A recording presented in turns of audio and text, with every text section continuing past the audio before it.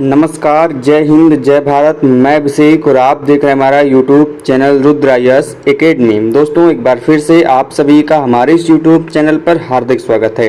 दोस्तों, आज के इस सेगमेंट में, आज के इस वीडियो में हम लोग बात करेंगे आर्कियोलॉजी यूजीसी नेट एग्जामिनेशन के दोस्तों जो 2005 जून के प्रीवियस ईयर क्वेश्चन पेपर दोस्तों उसके सॉल्यूशन कीजिए। दोस्तों, हम लोग डेली बेसिस पर आर्कियोलॉजिस्ट के क्वेश्चन पेपर को सॉल्यूशन करते हैं, सॉल्व करते हैं दोस्तों, और उसको जो भी इंपॉर्टेंट क्वेश्चन होते हैं उनको जानने का प्रयास करते हैं। दोस्तों, यदि आप भी आर्कियोलॉजी से यूजीसी नेट की प्रिपरेशन करें दोस्तों, तो क्लासेस और प्रीवियस ईयर क्वेश्चन पेपर के लिए दोस्तों आज ही हमारे इस चैनल को ज्वाइन करिए और अपने दोस्तों के साथ भी शेयर जरूर करिए। दोस्तों, बिना कुछ समय गवाए आइए चलते हैं क्वेश्चन की तरफ। दोस्तों, जैसा कि आप स्क्रीन पे देख पा रहे होंगे, आपके सामने क्वेश्चन पेपर है। तो सबसे पहला जो क्वेश्चन है दोस्तों आपके सामने है कि how is cranial capacity determines through, मतलब कि जो मस्तिष्क क्षमता है मनुष्यों में, यह किसके द्वारा निश्चित की जाती है, किसके द्वारा मापी जाती है। तो आपके सामने चार ऑप्शन है, नस्सन इंडेक्स, वर्व इंडेक्स, सेफेलिक्स इंडेक्स और फ्लोरिन टेस्ट। मतलब नसान सूची, सेफेलिक्स सूची, अनुवर्षतर विश्लेषण और या फिर फ्लोरिन विश्लेषण। तो दोस्तों, ये जो क्रेनियल कैपेसिटी है, क्रेनियल कैपेसिटी मतलब जो मस्तिष्क क्षमता है, ये नापी जाती है नस्सन इंडेक्स से। कैसे जाती है?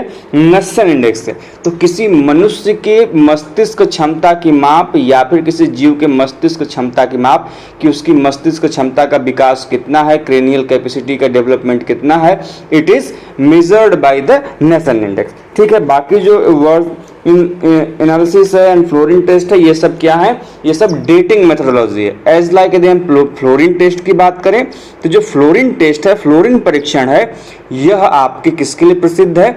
जो यदि आपके फॉसिल्स में हड्डियों की प्राप्ति हुई है, बोन्स की प्राप्ति हुई है, तो आप हड्डियों के माध्यम से यदि डेटिंग कर रहे हैं, हड्डियों की डेटिंग कर रहे हैं, तो आपके लिए फ्लोरिन इंपॉर्टेंट है, फ्लोरिन डेटिंग इंपॉर्टेंट है। अगला क्वेश्चन दोस्तों आपके सामने है कि which of the following site has not revealed Mesolithic remains, मतलब कि जो चार ऑप्शन आपके सामने दिख रहे हैं, उन चारों ऑप्शन में से कौन सा ऐसा स्थल है जो कि मध्य पाषाण काल के अवशेष वहां से प्राप्त हमें नहीं हुए हैं। तो आपके सामने ऑप्शन है भीमबेटका, बुर्जहोम, बीरभानपुर एंड बागोर। देखिएगा, बाघोर अलग है, बागोर अलग है, तो कंफ्यूज नहीं होंगे। तो भीमबेटका, वीरभानपुर और जो बागोर है दोस्तों, यहाँ पे हमको मेसोलिथिक पीरियड के साक्ष्य एविडेंस कह लें मिले हुए हैं। बट ओनली एंड ओनली जो बुर्ज होम है दोस्तों, आप लोगों ने गुफकराल और बुर्ज होम का नाम सुना होगा। तो बुर्ज होम जो है, यहाँ पे हमको मेसोलिथिक रेमेंस नहीं मिलते, बल्कि यह क्या है? नियोलिथिक साइट है, नवपाषाणिक पुरास्थल है। अच्छा, बुर्ज होम फेमस क्यों है? क्योंकि यहाँ पर हमको एक मालिक है, जिसको मालिक के साथ में उसके जो प्यारा कुत्ता है, पालतू कुत्ता है, उसको भी दफनाया गया है। तो यदि ये भी क्वेश्चन आपसे एग्जाम में आए कि वह कौन सा न्यूलिथिकल साइट है जहाँ पर मालिक को उसके पालतू कुत्ते के साथ दफनाया गया है, वह क्या होगा? वह होगा बुर्ज होम। ध्यान रहे, न्यूलिथिक पीरियड की बात कर रहा हूँ। अब आपसे क्वेश्चन ये है कि यही क्वेश्चन बस पूछ दे, लेकिन काल बदल दे, काल बदल कहे वह कौन सा इंडस वैली सिविलाइजेशन का वो आपका साइट है। इंडस वैली सिविलाइजेशन में भी हमें एक जगह मालिक को पालतू कुत्ते के साथ दफनाया गया है उसके। तो आपको ये क्वेश्चन कमेंट बॉक्स के माध्यम से बताने हैं। अगला क्वेश्चन क्या है भाई? अगला क्वेश्चन आपके सामने है which palaeolithic site has revealed evidence for wooden spear, मतलब किस पूरा प्रस्तरकालीन स्थल से लकड़ी के भाले प्राप्त होने के संकेत मिले हैं या फिर प्रभाव मिले हैं, जैसा कि आपके हिंदी वाले सेक्शन में दिया हुआ है। तो आपके सामने ऑप्शन क्या है भाई?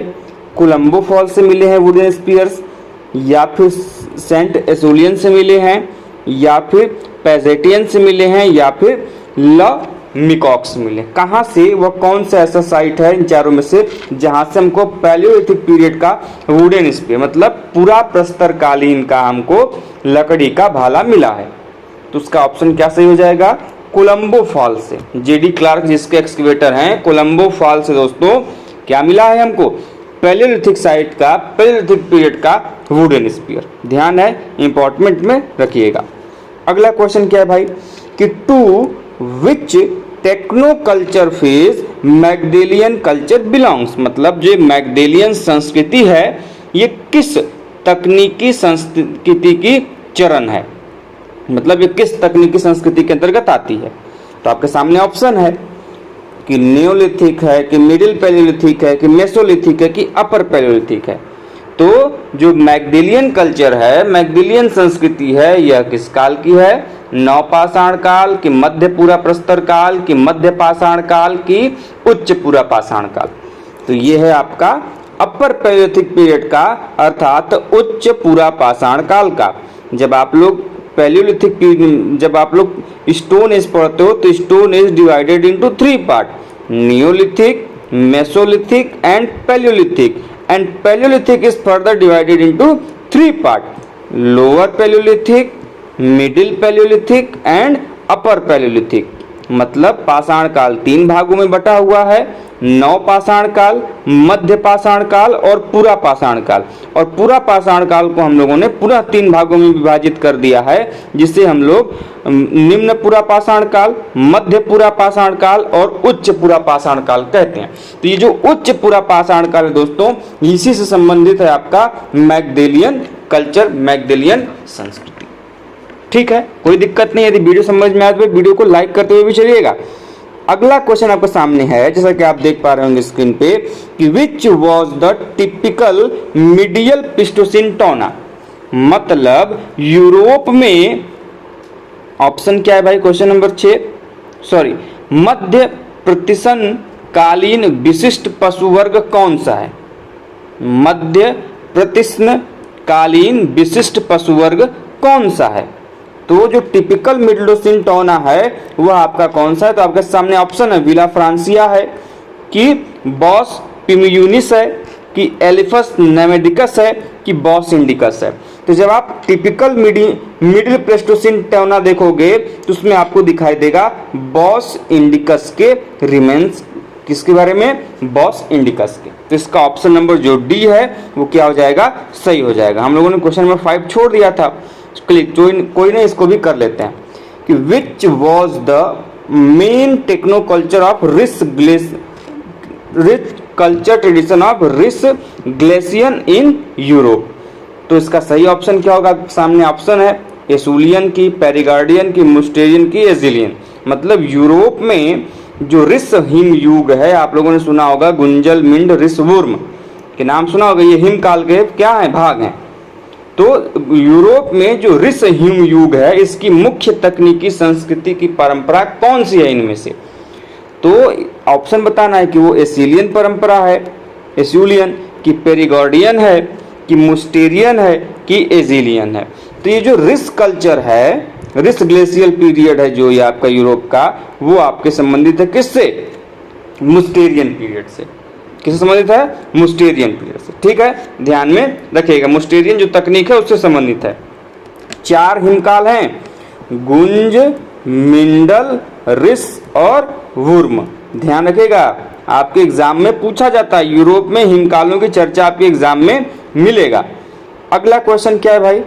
अगला क्वेश्चन आपके सामने है, क्वेश्चन नंबर 7, कि lapis lazuli mines are located at, मतलब कि ये जो लेपिस लेजुली है जिसको हम लोग वैदुर्य की खदानें बोलते हैं, यह कहाँ पे स्थित हैं?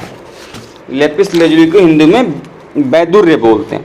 तो आपके सामने ऑप्शन है कि ये सह्याद्री हिल्स में है, सह्याद्री पर्वत पर स्थित है, बदख्शा हिल में है, बदख्शा पर्वत में स्थित है, शिवालिक हिल्स में है, या फिर आपके शुकुर रोहतरी हिल्स में है।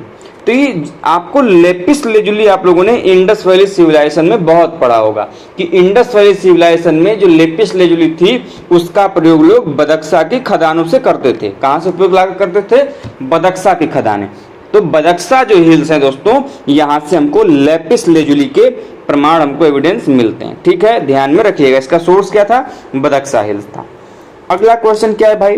कि earliest evidence of artificial irrigation was reported from, मतलब ठीक है, प्राकृतिक सिंचाई तो होती थी, नेचुरल इरिगेशन सिस्टम था by the medium of rain, मतलब वर्षा के द्वारा प्राकृतिक सिंचाई पहले फसलों का वही एकमात्र माध्यम था। लेकिन पहली बार आर्टिफिशियल इरिगेशन सिस्टम मतलब मानव के द्वारा बनाई गई जो सिंचाई व्यवस्था थी, इसका प्रमाण हमें कहां से मिलता है? तो आपके पास ऑप्शन है इनाम गांव कि धौलावीरा कि कालीबंगन की लोथल। तो हमने आपको पढ़ाया था, बताया भी था क्वेश्चन को सॉल्व करते समय कि जो चालकोलिथिक पीरियड का साइट है जिसको हम लोग ताम्र पाषाणिक संस्कृति बोलते हैं, उसका एक साइट है इनाम गांव। इसी इनाम गांव से दोस्तों हमको क्या मिला है? Earliest evidence of artificial irrigation मतलब कृत्रिम सिंचाई का सर्वप्रथम प्रमाण। कौन सा साइट? इनाम गांव। बाकी जितने आपको दिख रहे हैं धौलावीरा, कालीबंगा और लोथल, ये इंडस वैली सिविलाइजेशन के सिंधु घाटी सभ्यता के क्या है? प्रमुख पुरास्थल है, साइट है। धौलावीरा किस लिए जाना जाता है भाई? क्योंकि यह 2 नदियों से घिरा, ये भी पूछा जाता है। और क्या इंपॉर्टेंट है कि धौलावीरा एकमात्र ऐसा नगर है जो कि 3 भागों में विभाजित है। बाकी इंडस वैली सिविलाइजेशन के नगर मुख्यतः 2 भागों में विभाजित आपको मिलेंगे, अपर एरिया, लोअर एरिया, ठीक है, जिसको हम लोग सिटाडेल बोलते हैं। अपर एरिया को सिटाडेल बोलते हैं, ठीक है। कालीबंगा क्यों फेमस है भाई? यहाँ से हमको यज्ञ वेदिका के प्रमाण मिले हुए हैं, कालीबंगा से जुते हुए खेत के प्रमाण मिले हैं। और लोथल क्यों है भाई? सभी लोग जानते हैं, फारस की खाड़ी की जो सीलिंग है, बे ऑफ फारस की जो सीलिंग है वो यहाँ से मिली है, डॉकयार्ड यहाँ से मिला है, चावल के साक्ष्य यहाँ से मिले हैं। तो ये जो चीजें हैं आपको कहाँ से मिली हैं? लोथल से मिली है। और ये जो तीनों साइट एक्स्ट्रा में है ये आपके इंडस वैली सिविलाइजेशन की साइट है। आगे बढ़ते हैं अगले क्वेश्चन के लिए। अगला क्वेश्चन आपके सामने दोस्तों कि the gap in habitational deposit can be detected by testing मतलब आवासीय जमाव के मध्य का जो व्यवधान है यह किस जांच से जाना जा सकता है? मान लीजिए आप किसी साइट का एक्सकेवेशन कर रहे हैं और उस साइट के एक्सकेवेशन में 2 लेयर के बीच में, 2 जमावों के बीच में, डिपॉजिट के बीच में हमको क्या मिले? कोई डिस्टरबेंस मिले, कोई ऐसा हमको प्रमाण मिले कि ये जो डिपॉजिट है, हैबिटेशनल डिपॉजिट है, उसके बीच में गैप है कि नहीं है। उसके बीच में कभी कभी क्या होता है कि मान लीजिए आपको एक लेयर मिली, उस पर किसी संस्कृति का विकास था, डेवलपमेंट था, फिर उसके बाद कुछ समय तक वहां पे किसी भी संस्कृति ने समय नहीं लिया, तो उसका अपना एक डिपॉजिट होगा। फिर उसके बाद जब दूसरी संस्कृति उस पर आएगी, दूसरे कल्चर उस पर आके निवास करेगी, तो उसका अपना लेयर बनेगा। तो ये जो गैप है बीच का, जिसमें कोई निवास नहीं कर रहा है, हैबिटेशनल आपका डिपॉजिट नहीं है, उसका पता कैसे लगाएंगे? तो आवासीय जमाव के मध्य का जो व्यवधान है इसको जाना जा सकता है by the testing of phosphorus. जब आप उस लेयर में, उस डिपॉजिट में फास्फोरस की मात्रा जो होगी उसके आधार पे आप ये पता लगा सकते हो कि उस हैबिटेशनल डिपॉजिट में गैप है कि नहीं। ठीक है, आगे बढ़ते हैं अगले क्वेश्चन की तरफ। अगला क्वेश्चन है दोस्तों कि alkaline Rochelle salt solution is used to the clean ancient metal. तो ये जो अल्कलाइन रोचेल है, क्षार है, इसका घोल किस प्राचीन धातु को साफ करने के लिए किया जाता है? तो दोस्तों आप भी जानते हैं जब भी कोई एविडेंस मिलता है तो उसके अपने साफ करने के अलग अलग तरीके हैं। मृद भांडों को साफ करने का अलग तरीका है, जो मेटल्स होते हैं हर एक मेटल के सॉल्व कर मतलब उसको क्लीन करने का अलग अलग तरीका है। कॉपर अलग मीडियम से उसको क्लीन किया जाएगा, लोहा मिलेगा तो अलग मीडियम से क्लीन होगा, सोना मिलेगा तो अलग मीडियम से क्लीन होगा। तो वही पूछ रहा है कि जो एल्कलाइन रोचेल है इसका हमको जो क्षार है इसका प्रयोग किस धातु को क्लीन करने में किया जाता था? तो आपके सामने ऑप्शन है आयरन मतलब लोहा, गोल्ड मतलब सोना, कॉपर मतलब तांबा या फिर लीड मतलब सीसा, लीड बोलते हैं इसको। तो ये तांबा जो है, कॉपर जो है दोस्तों, इसी को क्लीन करने के लिए यदि एंशिएंट टाइम पीरियड का कोई कॉपर हमें मिला है और हमको उसे क्लीन करके देखना है कि वास्तव में इस पे क्या लिखा है या फिर कौन सी आकृति है, क्या चीज है, तो हम इसके साफ करने के लिए जिस सॉल्ट का उपयोग करेंगे वो होगा एल्कलाइन रोचेल सॉल्ट। देखिए यही क्वेश्चन आपसे ट्विस्ट करके घुमा के पूछ सकता है। हो सकता है कि आपको दे दे कि कॉपर जो है यदि एंशिएंट टाइम पीरियड में किसी पुरास्थल से मिल रहा है तो उसको क्लीन करने के लिए किस मतलब अवयव का कह लें, पदार्थ का कह लें, प्रयोग करेंगे, तो वो सही हो जाएगा एल्कलाइन रोचेल। अगला क्या भाई question, When had Libby discovered radiocarbon dating method? मतलब लिबी ने कब जो रेडियो कार्बन डेटिंग विधि है इसे खोजा। अब देखिए आपके पास ऑप्शन है 1844, 1952, 1936 और 1970। तो आपको पहले ये बता दूं कि एफ बिलियर्ड लिब्बी ने रेडियो कार्बन डेटिंग की खोज की थी। तो हम लोग जो रेडियो कार्बन डेटिंग करते हैं ना कि आर्कियोलॉजी में dating is the important point, और विदाउट डेटिंग हम लोग किसी भी चीज़ का ये पता नहीं लगा सकते कि ये जो हमको वस्तु मिली है ये वास्तव में कितनी पुरानी है। और हर एक वस्तु के डेटिंग की अपनी अपनी मेथोडोलॉजी है। हमको यदि मृत भांडों की डेटिंग करनी होगी तो उसके लिए हम अलग मेथोडोलॉजी अपनाएंगे, डेटिंग विधि अपनाएंगे, जिसको हम लोग थर्मोल्यूमेंसिस बोलते हैं। यदि हमको वैल्कोनिक ऐश मिलेगा, यदि हमको ज्वालामुखी की राख मिलेगा तो हम पोटेशियम आर्गन अपनाएंगे। उसी प्रकार ऐसी कोई हमको सामग्री मिले, ऐसी कोई वस्तु मिले जिसमें कार्बन की मात्रा उपस्थित हो, तो प्रेजेंस ऑफ कार्बन के कारण यदि हम उसको क्या करेंगे, हम लोग कार्बन डेटिंग को यूज करेंगे। और carbon dating is discovered by Willard Libby. And कब किया गया उनके द्वारा डिस्कवर, तो ऑप्शन नंबर सी 1952 में, 1952। अगला क्वेश्चन क्या है कि who applied for the first time the site catchment analysis. तो भैया ये साइट कैचमेंट एनालिसिस है, हमने इस क्वेश्चन को प्रीवियस ईयर जो सीरीज में हम करवाए थे आपसे क्वेश्चन जो भी इंपॉर्टेंट थे उसमें भी बताया था। तो साइट कैचमेंट एनालिसिस का सर्वप्रथम प्रयोग किसके द्वारा किया गया था, तो it is discovered and used by Vita Finzi and Higgs. तो वीटा फिंजी और हिक्स ने दोस्तों सबसे पहली बार आपके साइट कैचमेंट एनालिसिस जो है इसको क्या किया था, प्रयोग में लाया था। ध्यान रखिएगा, site catchment analysis is related to Vita Finzi and Higgs. क्या है हम इसको अलग से वीडियो के माध्यम से बता देंगे। अगला क्वेश्चन क्या है भाई, अगला क्वेश्चन है कि sir Mortimer Wheeler organise the first camp for training student in excavation at. मतलब कि सर मॉर्टिमर व्हीलर के द्वारा छात्रों के उत्खनन प्रशिक्षण के लिए प्रथम शिविर कहां पर आयोजित किया गया था। तो दोस्तों आपके पास ऑप्शन है, ब्रह्मगिरी में किया गया था, कि हड़प्पा में किया गया था, कि अतिरम्पक्कम में, कि तक्षशिला में। तो दोस्तों यह कैंप लगाया गया था जहां पर छात्रों ने उनके साथ कार्य किया था, ट्रेनिंग कैंप था, वो था आपका हड़प्पा में। ठीक है, ध्यान में रखिएगा। मॉर्टिमर व्हीलर की बात आ रही है ना, तो भारत में जो स्ट्रेटिग्राफी के जनक माने जाते हैं, जो जिन्होंने भारत में स्ट्रेटिग्राफी को लेके आए, वो थे सर मॉर्टिमर व्हीलर। ध्यान रखिएगा, भारत के संदर्भ में। यदि विश्व संदर्भ में पूछेगा तो वो है पिट रिवर्स। तो दोनों अलग अलग हैं, ध्यान रखिएगा। मॉर्टिमर व्हीलर ने कई सारे पुरास्थलों पे खुदाई की है, एज लाइक आपका ब्रह्मगिरी, तक्षशिला।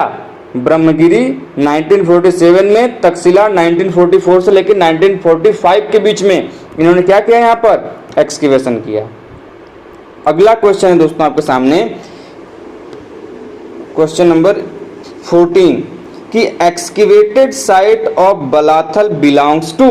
मतलब ये उत्खनित पुरास्थल जो है जिसका नाम है बलाथल, यह किस चरण का है, किस संस्कृति का है। तो आपके पास ऑप्शन है, दक्कन चालकोलिथिक कल्चर का है, मतलब दक्षिण त्रामासिक संस्कृति का है, बनास्क चालकोलिथिक पीरियड का है, मतलब बनास ताम्रपाषाणिक संस्कृति का है, मालवा ताम्रपाषाणिक संस्कृति का है, या फिर यह हड़प्पन सिविलाइजेशन का है, हड़प्पन संस्कृति का है। हालांकि सिविलाइजेशन शब्द हड़प्पा के लिए यूज किया जाता है, लेकिन आपके ऑप्शन में हड़प्पन संस्कृति दिया है, संस्कृति शब्द यूज नहीं होगा। संस्कृति ग्रामीण सभ्यताओं के लिए, ग्रामीण संस्कृतियों के लिए यूज होता है, जबकि जो सभ्यताएं होती हैं यह नगरीय विकास को दर्शाती हैं। तो इसीलिए हड़प्पा के साथ सिविलाइजेशन और वैदिक के साथ कल्चर शब्द यूज किया जाता है। खैर, हम लोग बात कर रहे हैं कि जो बलाथल साइट है, निम्नलिखित में जो चार ऑप्शन है किससे संबंधित है। तो ये संबंधित है आपके बनास चालकोलिथिक कल्चर से। किससे संबंधित है, बनास चालकोलिथिक कल्चर से आपका जो बलाथल साइट है वो संबंधित है। अगला क्वेश्चन है कि the excavated site of Adam belongs to. मतलब अदम का जो उत्खनित पुरास्थल है यह कहां पर स्थित है, किस राज्य में। आपके सामने ऑप्शन है, राजस्थान, मध्य प्रदेश, गुजरात या फिर महाराष्ट्र। तो ये आपके स्थित है महाराष्ट्र, नागपुर में। तो महाराष्ट्र में जो बाघोर नदी है उस बाघोर नदी के बाएं तट पर यह आपका जो एक्सकेवेटेड साइट एडम है यह क्या है, स्थित है। ध्यान रखिएगा, इंपॉर्टेंट है मेरे भाई। ठीक है, अगला क्वेश्चन है कि the site of Shringverpur was excavated by, बहुत ही फेमस क्वेश्चन और कई बार रिपीट किया गया कि श्रृंगवीरपुर का स्थल किसके द्वारा उत्खनित किया गया था। तो बीबी लाल सर ने इसे 1977 से लेके 1986 के बीच में क्या किया था, श्रृंगवीरपुर का उत्खनन किया था। श्रृंगवीरपुर का हमको एविडेंस कहाँ से मिलता है मेरे भाई, तो ये हमको रामायण में मिलता है। कहाँ मिलता है, रामायण में। हमने आपको पहले ही बताया था प्रीवियस लेक्चर में कि जो रामायण और महाभारत से संबंधित जो भी महत्वपूर्ण पुरास्थल हैं अधिकांशतः उनको बीबी लाल सर के द्वारा उत्खनित किया गया, चाहे आपका श्रृंगवीरपुर हो, लाल किला वाला क्षेत्र हो आपका, या फिर आपका हस्तिनापुर हो, ये सभी साइट बीबी लाल सर के द्वारा उत्खनित है। तो उन जैसे कनिंघम के उत्खनन का, एक्सकेवेशन का बेस आपके फाहयान था, वेनसांग था, उसी प्रकार दोस्तों आपके बीबी लाल सर के यदि हम बात करें उत्खनन का आधार तो यह रामायण और महाभारत थे। अगला क्वेश्चन क्या है भाई कि Heliodorus mentioned in inscription was, मतलब हेलियोडोरस जो है अभिलेखों में अंकित है, यह क्या था। तो हेलियोडोरस जिसका अभिलेखों में हमको अंकन मिलता है, इसके बारे में जानकारी मिलती है, यह एक क्या था, यह एक ग्रीक शासक था।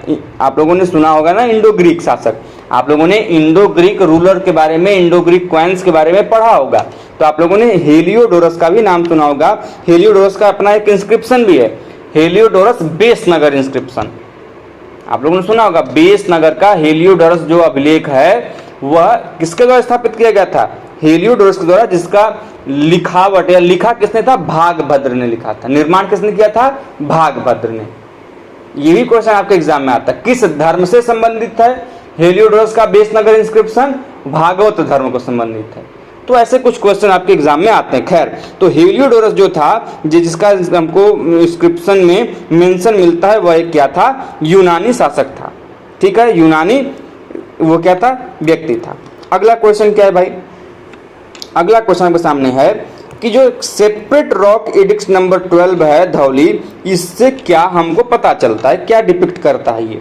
तो धौली का जो अलग से पाषाण अभिलेख संख्या 12 है, इसमें क्या वर्णित है, तो आपके सामने ऑप्शन है कंटेम्प्रेरी सोसाइटी, मतलब समकालीन समाज के बारे में पता चलता है कि pretty of Ashoka for the people of Kalinga, मतलब कलिंग की जनता के लिए जो अशोक की करुणा है जो युद्ध के बाद निकलती है वो है, कि अशोक का रिलीजन के बारे में, कि अशोक का धर्म क्या है ये पता चलता है, कि पुअर एडमिनिस्ट्रेशन मतलब विधारित जो प्रशासन है उसके बारे में पता चलता है। क्या पता चलता है, इस हमको सेपरेट रॉक एडिक्ट नंबर 12 से, जो कि धौली में है।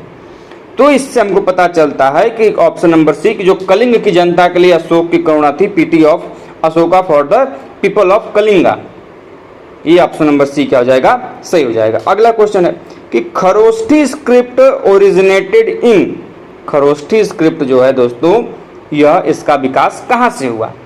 तो आप लोगों को मैंने पहले ही बताया था कि in ancient time period many script were used as like Brahmi, Kharosthi, Aramaic, Greek, कई सारी लिपियां थी जिनका प्रयोग किया जाता था। और अधिकांशतः यदि आप अशोकन इंस्क्रिप्शन में देखोगे तो खरोष्ठी आपको ब्राह्मी, एरेमाइक, ग्रीक, यूनानी इन लिपियों का यूज देखोगे।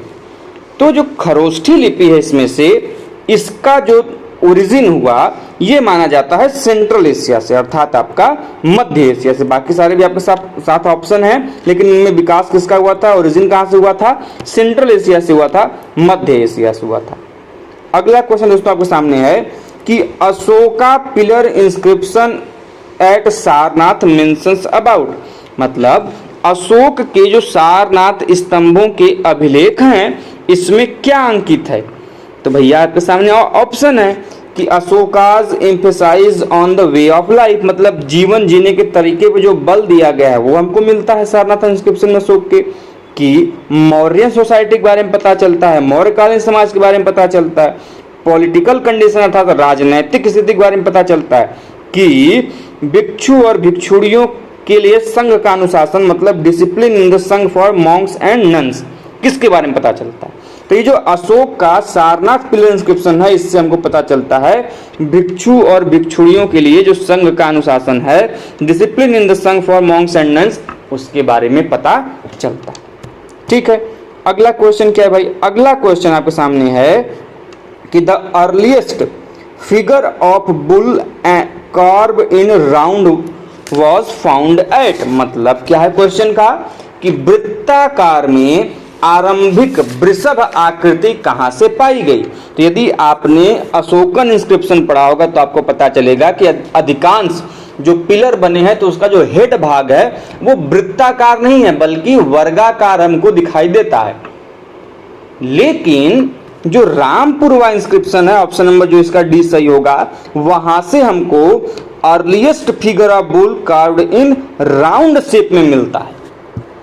मतलब अशोक का जो रामपुरवा वृषभ आकृति वाला इंस्क्रिप्शन है वहां पे हमको वृत्ताकार माध्यम में राउंड शेप में दिखाई देता है। तो क्वेश्चन ये घुमा के भी पूछ सकता है कि कौन सा ऐसा इंस्क्रिप्शन है जो कि वृत्ताकार स्थिति में है, वह आपका हो जाएगा कौन सा?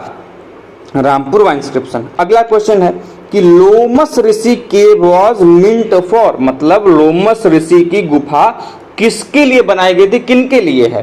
तो आपके सामने ऑप्शन है बुद्धिस्ट, जैन, तांत्रिक या फिर आपके आजीवक। तो भैया आप लोगों ने दशरथ का नाम सुना होगा। दशरथ जो कि अशोक के पुत्र थे, उन्होंने लोमस ऋषि गुफा को आजीवकों को दान में दिया था। किसके लिए बनाया गया था? आजीवकों के लिए। किसके लिए बनाया गया था? आजीवक संप्रदाय के लोगों को दान में देने के लिए। अब अगला क्वेश्चन क्या है भाई कि arrange the following site in the chronological order, मतलब कि निम्नलिखित स्थल को आपको उनके कालानुक्रम में लिखना है। तो आपके सामने ऑप्शन क्या है? मास्की, पाटने, लंघनाज और नेवासा।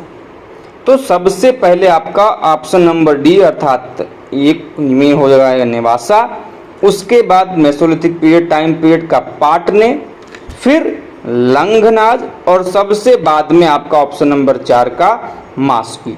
तो डी सी बी ए, सॉरी डी बी सी ए, तो ऑप्शन नंबर बी इसका से हो जाएगा डी बी सी ए। तो इसमें सबसे जो प्राचीन है वो है नेवासा, फिर आपका पाटने, फिर आपका Langhnaj and the last one is Maski. So the answer is D B C A and option number B is correct. अगला क्वेश्चन क्या है भाई कि arrange the following site according to the year of investigation, मतलब निम्नलिखित स्थलों को उनकी खोज के वर्ष के आधार पर क्रमबद्ध करना है। आपके सामने ऑप्शन है नैकुंड, पिकलीहल, बागोर एंड नवदाटोली। तो आपका ऑप्शन क्या सही हो जाएगा भाई? सबसे पहले तो ये जान लीजिए, सबसे पहले होगा आपका बागोर जो कि मेसोलिथिक पीरियड है, जो कि मध्य पाषाण कालीन संस्कृति का है और ये आपका कहाँ पर स्थित है? राजस्थान में स्थित है। ठीक है, यहाँ पे हमको 5 विधिवत सावधानों के ह्यूमन बरियल्स के प्रमाण हमको मिलते हैं। साथ में the earliest evidence of domestication of animal हमको यहाँ से मिले हुए हैं। और ये जो बागोर साइट है आपकी, ये आपकी कोठारी नदी के किनारे मिलते हैं। वो किस नदी के किनारे मिलती है? कोठारी नदी के। ठीक है, वहीं पर यदि हम बात करें कि ऑप्शन नंबर क्रोनोलॉजिकल ऑर्डर में कि दूसरे नंबर पे कौन एक्सक्यूशन किया गया था, तो वो आएगा पिकलीहल। और Piklihal is a Neolithic period site. Neolithic period का एक क्या है? साइट है जिसे किसने खोजा है? इसे अल्चिन महोदय ने खोजा है। अल्चिन, FR अल्चिन का आप लोगों ने नाम सुना होगा, अल्चिन महोदय ने खोजा है। इसके बाद ऑप्शन नंबर 3 का हो जाएगा आपका क्रोनोलॉजिकल ऑर्डर में तीसरे नंबर पे आपका नैकुंड। और Naikund is a megalithic period site. Megalithic period site, मतलब महापाषाणिक संस्कृति का यह क्या है, आपका साइट है, पूरा स्थल है। And last one is which is नवदा टोली।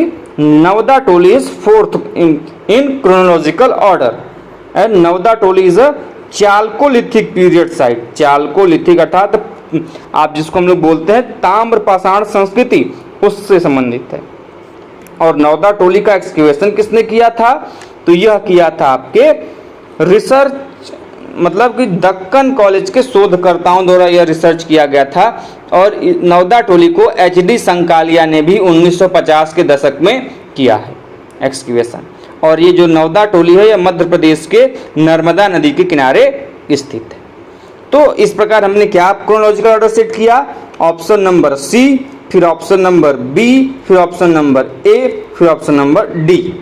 तो सी बी ए डी जिस भी ऑप्शन में दिखे आपका ऑप्शन नंबर वो सही हो जाएगा। तो ऑप्शन नंबर ए में क्रोनोलॉजिकल ऑर्डर में सी बी ए डी हमको दिख रहा है, इसलिए ऑप्शन नंबर ए इसका क्या हो जाएगा, सही हो जाएगा।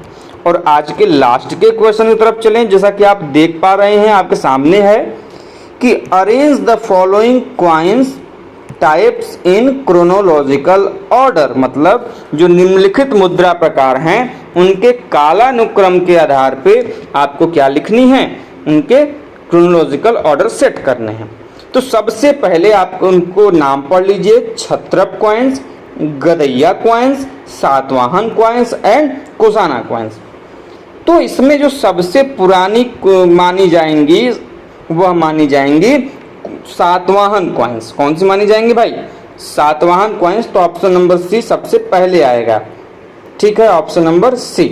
ठीक, उसके बाद आपकी आएंगे Kushana coins, option number D. उसके बाद क्या जाएगा, सी के बाद डी, ठीक है। उसके बाद आपकी आएंगी